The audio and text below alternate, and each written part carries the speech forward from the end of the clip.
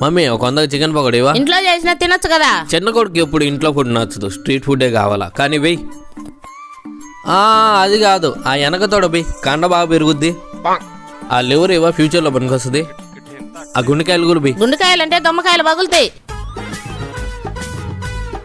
పచ్చిమిరకాయలు లేవా? పక్కన పెట్టుకుని కూడా బే పీనాసా, గుంటూరే కదా. కరేపాకే మా కళ్ళకు మంచిది, మేసారు చెప్పలే ఎప్పుడు నీకా.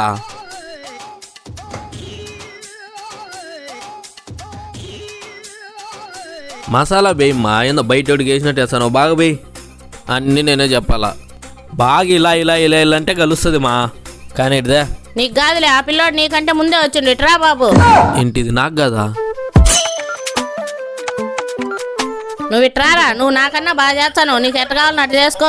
ఉండు బాబు, మా అబ్బాయి వేస్తాడు.